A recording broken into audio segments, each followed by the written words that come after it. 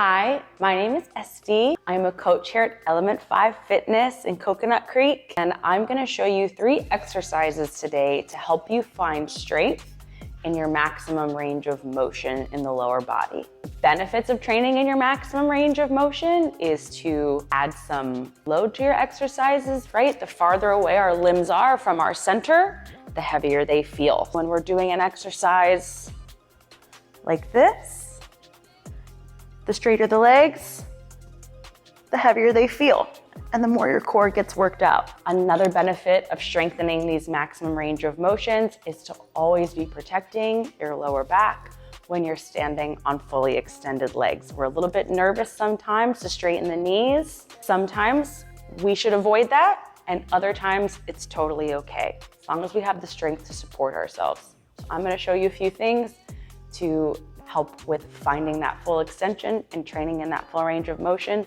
super safely. First exercise, something we've all done.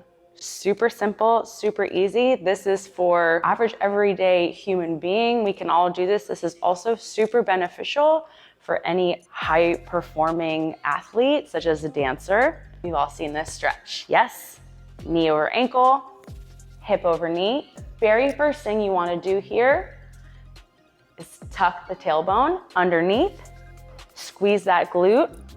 You should feel a stretch already on this quad. Looking straight forward, hands on thighs. Just take it forward, knee over toe. You don't have to go far to feel this working. And the benefit of this, a lot of times in a dance class, we'll get down in this position and we'll just flop forward and we'll try to get super low, really stretching this hamstring and stretching this quad without strengthening the glute. This is fine for flexibility, but we're not protecting our lower back. So we might overstretch something here or here. But when we start from here, pulling up on quad, squeezing that glute real tight and taking it slightly forward, we learn to train this muscle to extend while keeping it super safe and engaged. So when we stand up and we hit an arabesque, we're protected. Cool. If you have a TheraBand at home, you can use a TheraBand. If you don't have a TheraBand at home, a towel will do just fine. This is to help standing leg extension. So you're gonna put both feet up in the air, flex the feet. Wrap the towel around one hamstring. If this is already tight enough for the hamstrings, the leg in the towel stays here. If you are hypermobile, you have nice loose hamstrings, you can pull the leg in the towel a little closer to your chest. The point is to keep this leg super straight, feet super flexed. You're gonna slowly take this leg down, pressing the lower back into the mat. Yeah, it doesn't have to be all the way flat, but it does have to be engaged. Belly button pushing down to the floor. This leg is gonna slowly drop. Tap the heel. Feel super long from the waist all the way down to the foot, keeping this leg super straight, and raise it back up. Slow tap, and a raise. Slow tap, and a raise. When this leg drops, it's your standing leg in a front leg extension. Or in yoga, when we pull that front leg forward, when we hook the toes, this is the standing leg, and we're on a fully extended straight knee.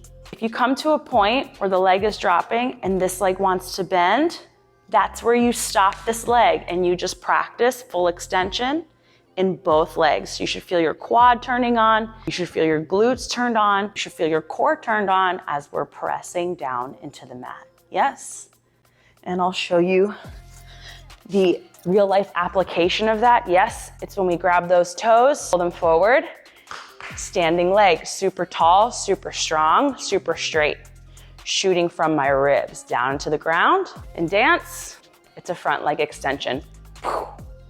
Yeah, those front grand battements, that standing leg, super tall, super straight. Even if you have those hyperextended knees, if you're squeezing the glutes, pulling up on the quads, should be no problem. I have one more for you. Another position we've all been in. Yes, tabletop. Super easy.